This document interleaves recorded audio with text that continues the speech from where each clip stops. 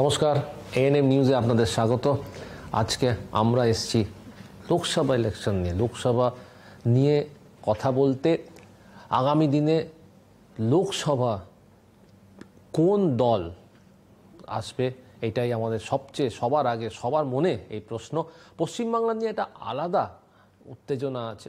আমার সঙ্গে আছেন ডক্টর অনির্বাণ গাঙ্গুলি, যাদবপুর লোকসভা কেন্দ্রে বিজেপি প্রার্থী। অনির্বাণবাবু নমস্কার। আমাদের সঙ্গে কথা বলার জন্য অসংখ্য ধন্যবাদ অনির্বাণবাবু। প্রথম যে প্রশ্নটা করব, মানুষ বিজেপিকে কেন ভোট দেবে? আপনারা কি বিষয় নিয়ে মানুষের কাছে যাচ্ছেন যে জন্য ভোট চাই? দেখুন, এই ইলেকশনটা নরেন্দ্র মোদীকে তৃতীয়বারের জন্য প্রধানমন্ত্রী নির্বাচিত করার ইলেকশন এবং তার গত 10 বছরের রেকর্ড। এক, দুই হলো মনে রাখতে হবে যে তিনি প্রত্যেকবার 2014 থেকে 2019 প্রত্যেকবার তিনি তার ব্যবধান, তার ম্যান্ডেট, তার ভোট পার্সেন্টেজ তিনি বাড়িয়েছেন।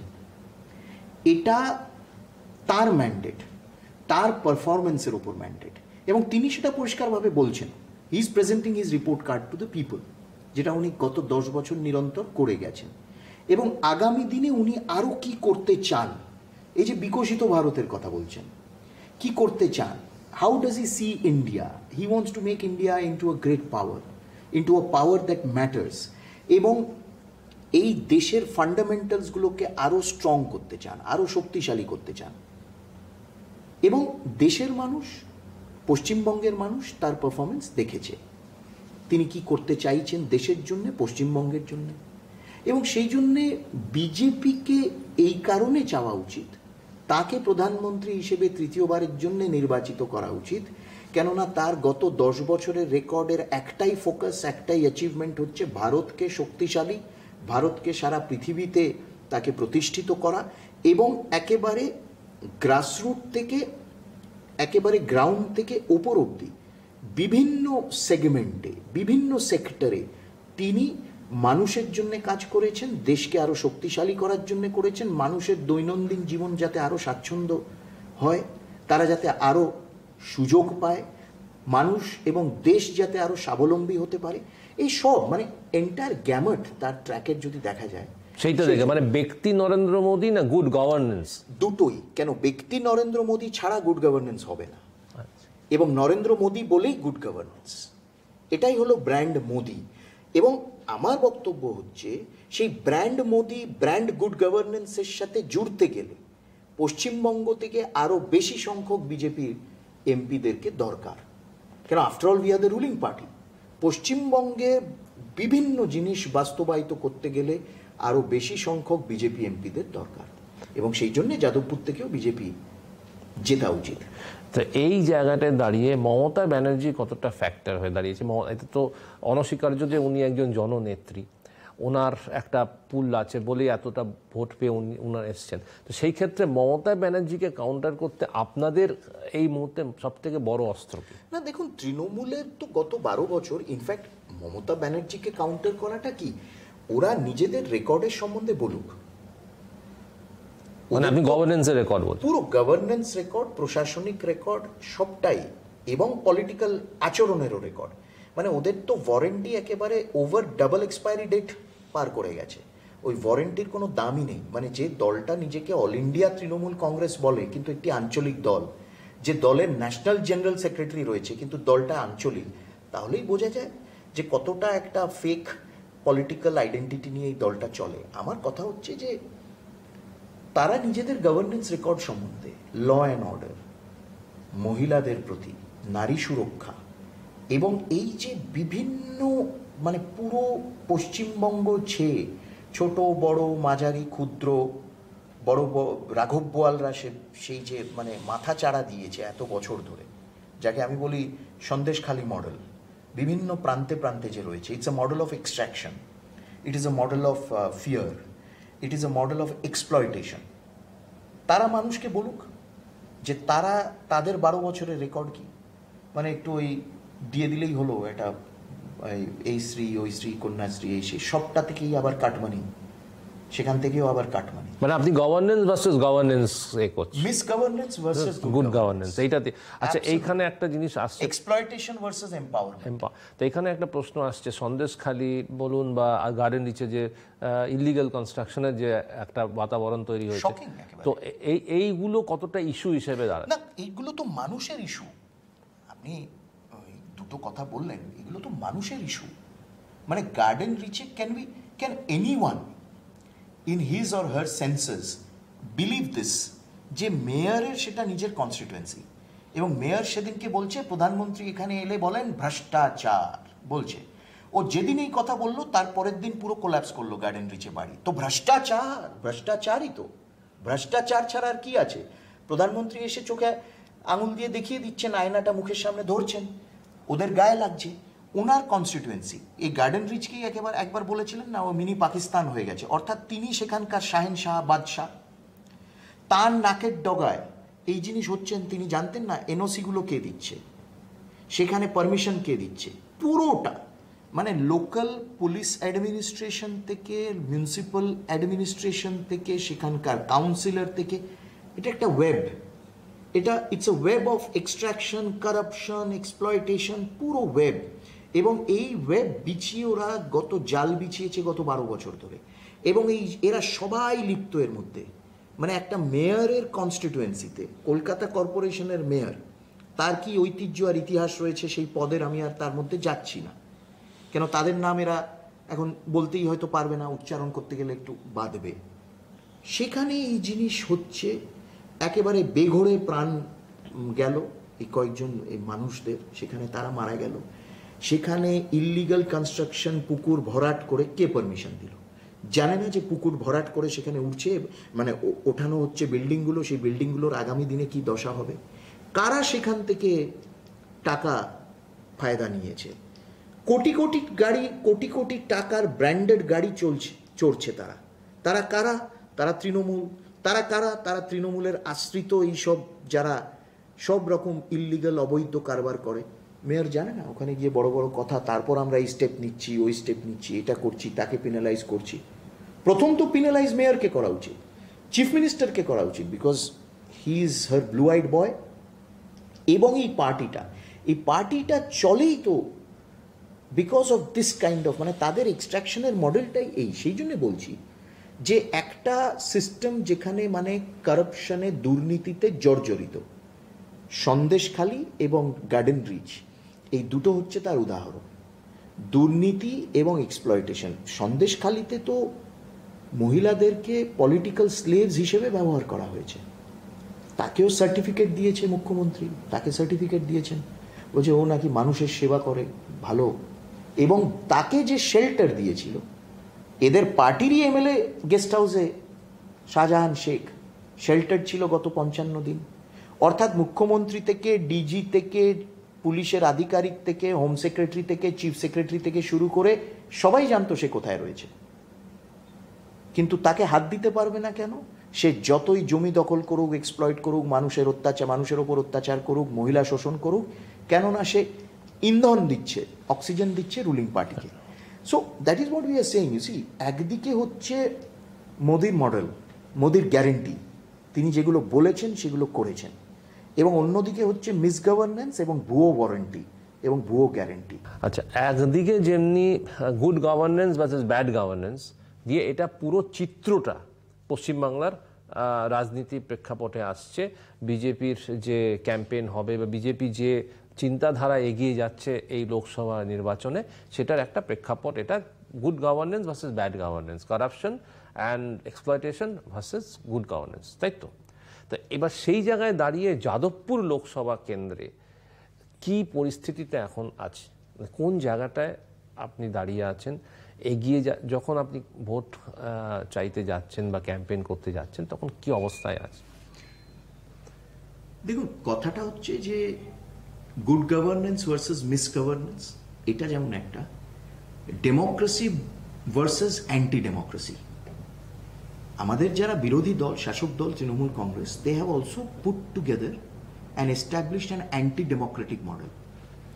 বিরোধীদের প্রচার করতে দেবে না, প্রচারে বাধা দেবে, দেয়াল লিখন লিখলে সেগুলোকে মুছে দেবে, ইনসিকিউর এতটাই।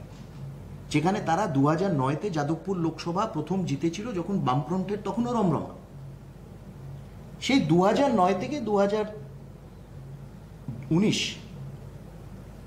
অব্দি তাদের দখলে যাদবপুর, তাও তারা ইনসিকিউর। 2021-এর পর এই যাদবপুর লোকসভায় যে কটা বিধানসভা ছিল, অনেক বিধানসভায় তারা অত্যাচার চালিয়েছে, বিরোধীদের ঘরছাড়া করেছে, ঘর ভেঙেছে, জ্বালিয়ে দিয়েছে, চাকরি ছিনিয়ে নিয়েছে, দোকান বন্ধ করিয়ে দিয়েছে এবং তাদের বিরুদ্ধে ফলস কেস দিয়েছে। আমি এই মডেলটা এই কারণে বলছি, it is an anti democratic model. এখনো ফেস করছে, এখনো।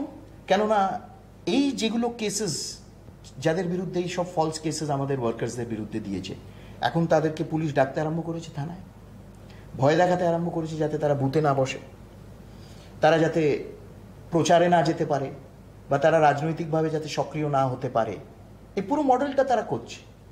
দে are trying to cripple the opposition, specially the BJP. কিন্তু ইলেকশন কমিশন তো এর বিরুদ্ধে, পুলিশের বিরুদ্ধে বা এরকম হলে করছে। ইলেকশন কমিশন তার নিজের একটা পদ্ধতিতে তো করছে, ইলেকশন কমিশনেরই দেখার কথা। কিন্তু ইউ হ্যাভ টু রিমেম্বার যে নিচু তলায় এরা এখনো অপারেট করছে।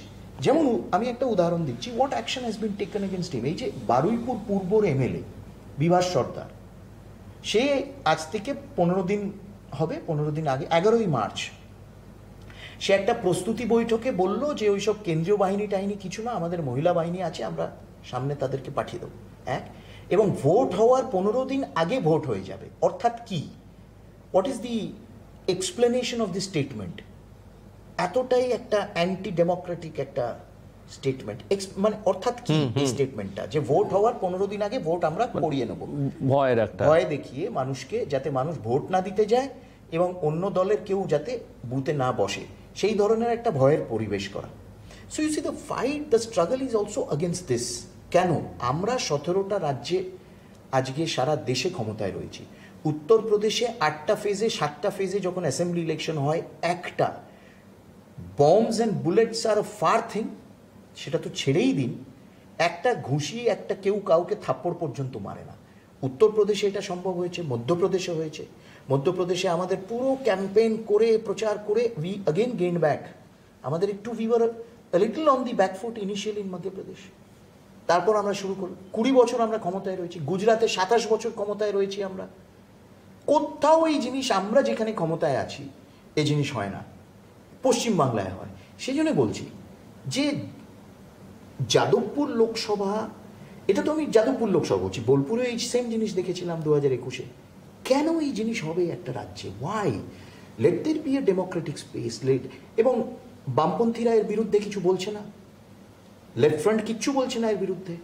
তাদেরও সরব হওয়া উচিত, তাদের বোঝা উচিত, তাদেরও জিজ্ঞেস করা উচিত যে এই জিনিস কেন হবে। তাদের 2011-তে যখন তৃণমূল ক্ষমতায় আসে, আপনি দেখে নেবেন তারা রেজলিউশন পাস করেছিল লেফট ফ্রন্ট, কিভাবে ক্ষমতায় এসে তাদের পার্টি ঘরদোর জ্বালানো, কর্মীদের মারধর করা, তাদের ফ্ল্যাগ ফেলে দেওয়া, রাতারাতি পার্টি অফিসেসগুলো আগুন লাগিয়ে দেওয়া তৃণমূল কংগ্রেস করেছে। সেগুলো লেফট ভুলে গেছে। এখন they are going soft towards them, their leadership is going soft towards them. ক্যাডারদের মধ্যে এই প্রশ্নটা আছে, but their leadership is soft towards them. তা এই যে বোলপুরেও তো একই সমস্যার সম্মুখীন হয়েছিলেন 2021 সালে। বোলপুরে তো আমাকে খুন করার চেষ্টাও করা হয়েছিল, এবং কারা করেছিল তারা জানে। তারা এখন তো আর তারা বাইরে নেই, তারা এখন মানে জনসমক্ষে এখন নেই। তো ওই পরিস্থিতি যাদবপুরে যাতে না হয় সেই বিষয়ে কি আপনি সচেতন? সেই বিষয়ে না, দেখুন, আমরা তো সচেতন, আমরা সচেতন এবং আমরা গ্রাউন্ডে আছি। আমরা আমাদের প্রচার যেভাবে করার আমরা করে যাচ্ছি, গণতান্ত্রিকভাবে করে যাচ্ছি। এটা ইলেকশন কমিশনেরও দায়িত্ব। তো আপনি ইলেকশন কমিশনের কাছে কি আবেদন? না, আবেদন হচ্ছে দ্যাট দে মাস্ট এনশিওর, মানে এই আমি জানি না, মানে এত পড়াশোনা জানা আর্টিকুলেট ভদ্রলোক বললেন না, সুপ্রিম কোর্টের তত্ত্বাবধানে, ডেরিক ওব্রায়ান বললেন সুপ্রিম কোর্টের তত্ত্বাবধানে ইলেকশন করা উচিত। আমি তো বলবো পশ্চিমবঙ্গে আর্টিকেল 356 দিয়ে প্রেসিডেন্টস রুলে ইলেকশন করা উচিত। উনি যদি এক ধাপ বলছেন, মানে এর কোনো মাথামুন্ডু নেই যে ইলেকশন কমিশন, মানে ইলেকশন কমিশনের তত্ত্বাবধানে একটি কনস্টিটিউশন বডির আন্ডারে ইলেকশন হয়। হঠাৎ সে বসে বললো যে সুপ্রিম কোর্টের তত্ত্বাবধানে ইলেকশন হবে। আমরা তো একটা সংবিধান মানি, এই সংবিধানে বলা আছে ইলেকশন কমিশনের কি দায়িত্ব এবং ইলেকশন কমিশন কি পাওয়ার্স আছে। ইলেকশন এই দেশে গত 75 বছর ধরে যবে থেকে সাধারণ নির্বাচন 51-52 থেকে শুরু হলো, ইলেকশন কমিশন অফ ইন্ডিয়া করাচ্ছে। হঠাৎ করে সে বলে উঠলো যে সুপ্রিম কোর্টের তত্ত্বাবধানে করতে হবে। তাহলে সুপ্রিম কোর্ট কেন? এক ধাপ আরো এগিয়ে যাই আমরা, সারা দেশে ইলেকশন কমিশন করাক, ইলেকশন পশ্চিমবঙ্গে প্রেসিডেন্টস রুলের আন্ডারে ইলেকশন হোক। এই কথাটা বলি তাহলে আমরা, মানে there has to be some, so election commission also must ensure। এবং মানুষের যেটা বোঝা উচিত, কেন বিজেপিকে দরকার পশ্চিমবঙ্গে, মানুষ যদি দেখে বিজেপিকে এই কারণে দরকার, আমি যদি অন্য সব কিছু ছেড়ে দিচ্ছি, এক হলো good governance, rule of law, যেটা উত্তরপ্রদেশে হয়েছে গত 5 বছরে যোগী শাসনের আন্ডারে, regardless of who you are, follow the law and the law is equally applicable to everyone. এক। দ্বিতীয় হলো গণতান্ত্রিক পরিবেশকে ফিরিয়ে আনা। এই জন্যই বিজেপিকে দরকার পশ্চিমবঙ্গে, এই জন্য বিজেপিকে লোকসভাতে প্রত্যেকটা আসনে, যাদবপুরেও বিশেষ করে দরকার। গণতান্ত্রিক পরিবেশ, মানুষ যাকে মানে ইচ্ছে সমর্থন করুক, তাতে কোনো অসুবিধা নেই, কিন্তু গণতান্ত্রিক পরিবেশে ইলেকশনটা ফ্রি অ্যান্ড ফেয়ার পোলস হওয়া দরকার। It is the election commission must ensure that, absolutely ensure that. ECI সেটা এনশিওর করা উচিত। এবং যারা, সরি, না বলছেন না না, আমি বলছি, এবং যারা, যে অফিসার্সরা আজকে ইলেকশন কমিশনের আন্ডারে এখন কাজ করছে, স্টেটের অফিসার্সরা, central officers in the state, central services officer, তাদেরও বলবো যে আপনারাও please be mature, don't act as party cadres, don't take political orders. আগামী 2.5 মাস আপনারাও নিজের কাজটা নিজে নিরপেক্ষভাবে করুন। কেন আগামী দিনে, today you are working with a certain administration, in future you will have to work with another administration। নিরপেক্ষতা সবথেকে বড় ব্যাপার, কেন আপনাদের রেকর্ডও তো থাকবে না। এবার কটা সিট পাবেন বলে আপনারা আশা করছেন 42টার মধ্যে? না না, আমাদের তো একেবারে 35 seats, we are targeting 35 seats. Target করছেন 35 পাবেন? তাতে 35 is the target, we don't, এবং আমরা আমাদের অ্যানালিসিস তো পাবলিকলি বলি না, our target is 35 সিটস। আচ্ছা আচ্ছা, 35 সিটস আপনারা।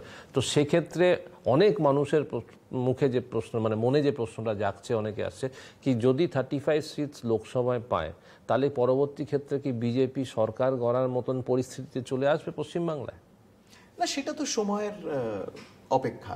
দেখুন, সরকার তো গড়বেই বিজেপি, কিন্তু বিজেপি কোনো অগণতান্ত্রিকভাবে কোনো সরকার কোথাও গড়ে না। যারা ম্যান্ডেট পেয়েছে তারা নিজেদেরকে প্রুভ করুক না। তারা পশ্চিমবঙ্গে যারা 2021-এ জিতেছে, তারা পঞ্চায়েতে আর্ম টুইস্টিং করেছে, এখন আবার তারা অর্থাৎ দে আর আনশিওর অফ দেয়ার ম্যান্ডেট। এবং বিজেপি যদি 35টা আসন পশ্চিমবঙ্গে পায়, মানুষ জবাব দেবে। মানুষ আগামী দিনে কি চায়, মানুষই সেটা দেখিয়ে দেবে। মানে আপনারা কিছু আগ বাড়িয়ে কিছু করবেন না এই মুহূর্তে? না, এইগুলো তো you see, these are all situations আমরা কোনোদিনই করি না, কোনোদিনই করি না। আমি একটা উদাহরণ আপনাকে দিচ্ছি। ত্রিপুরাতে যে ত্রিপুরামথা, তারা আমাদের সাথে আসতে চাইছে, অর্থাৎ ত্রিপুরাতে কোনো অপোজিশন নেই, দে ওয়ান্ট টু জয়েন। কেন? তাদের মনে হচ্ছে Narendra Modi is a credible leader, এবং আমরা যদি তার সাথে জুড়ে যাই, তাহলে আমরা যে দাবি দাওয়াগুলো আনছি ত্রিপুরার জনজাতি মানুষদের জন্য, সেগুলো আমরা পূর্ণ করতে পারবো। Same is the case in other states also. লোকে ব্র্যান্ড মোদি এতটাই বিশ্বাসযোগ্যতা, ব্র্যান্ড মোদির এতটাই, তার গ্যারেন্টির ভ্যালু এতটাই, যে মানুষ সেটা বিশ্বাস করছে, এবং অন্যান্য দলও চাইছে ব্র্যান্ড মোদির সাথে জুড়ে যেতে। এটা আমাদের মনে রাখতে হবে। ত্রিপুরাতে, এখানে ধরুন তৃণমূল কংগ্রেস দেয়াল লিখন মুছে দিচ্ছে, আমাদের ক্যাডারদের ভয় দেখানোর চেষ্টা করছে। ত্রিপুরাতে তারা, এই গত বছর যে ইলেকশন হলো, ত্রিপুরার কি হয়, ইলেকশন প্রচারের সময় রাস্তায়, ওদের একটা প্রথা রয়েছে, রাস্তায় ফ্ল্যাগ পোতা থাকে। আমরা ক্ষমতায় ছিলাম ত্রিপুরায় 5 বছর, এখন আবার ক্ষমতায় এসেছি। প্রচারের সময়, প্রচারের আগে, প্রচারের পরে একটা তৃণমূল কংগ্রেসের ফ্ল্যাগ কিন্তু আপনি রাস্তায় পড়ে থাকতে দেখবেন না। আমি ত্রিপুরা চষে বেরিয়েছিলাম ইলেকশনের সময়, নট এ সিঙ্গেল ফ্ল্যাগ। আমরা সরকারে ছিলাম সেখানে 5 বছর, বাম দুর্গ ধসে ভেঙে দিয়ে আমরা সেখানে সরকারে এসেছিলাম। করতেই পারতাম, আমরা অনেক কিছু করতে পারতাম ত্রিপুরাতে, কিন্তু করিনি। তিনি রোড শো করলেন, আমি যেখানে ছিলাম তার সামনে দিয়ে গেল রোড শো, কোনো বাধা কিচ্ছু হয়নি, ভালো করে রোড শো করেছেন। নোটার থেকে কম ভোট এসছে সেটা অন্য কথা, লেস দেন নোটা পেয়েছে ত্রিপুরাতে, কিন্তু রোড শো করেছে, ড্রোন টোন দিয়ে এমন ভাবে রোড শো করলো, মনে হবে যে সারা ত্রিপুরার মানুষ সেদিনকে আগরতলায় হাজির হয়েছে, পেছনে খালি ছিল। করেছে, ঠিক আছে, nobody disturb them, we could have done it, But we did not do it. তো এই মুহূর্তে আপনি যে জিনিসটা চাইছেন বা যে জিনিসটার প্রতি জোর দিচ্ছেন, এমফেসিস করছেন, what you laying emphasis on, সেটা হচ্ছে নিরপেক্ষ election, free and fair polls all over the state as well as in Jadavpur. Absolutely এটা মানুষ চাইছে। এটা শুধু আমরা বিজেপি বলে বলছি না, শয়ে শয়ে মানুষ আমাকে বলছে যে আমরা দিতে চাই, ভোট ভোট দিতে চাই। অসংখ্য ধন্যবাদ আমাদের সঙ্গে কথা বলার জন্য। নমস্কার। নিরপেক্ষ ভোট এবং নিজের ভোট যাতে নিজে দিতে পারেন, এইটার উপরই জোর দিচ্ছেন যাদবপুর লোকসভা কেন্দ্রের বিজেপি প্রার্থী ডক্টর অনির্বাণ গাঙ্গুলি। আপনারা দেখতে থাকুন এএনএম নিউজ। নমস্কার, এবং আগামী দিনে আবারও আমরা এরকম আরও একজন ব্যক্তিত্বকে নিয়ে বসবো, আলোচনা করব, চর্চা করব। নমস্কার।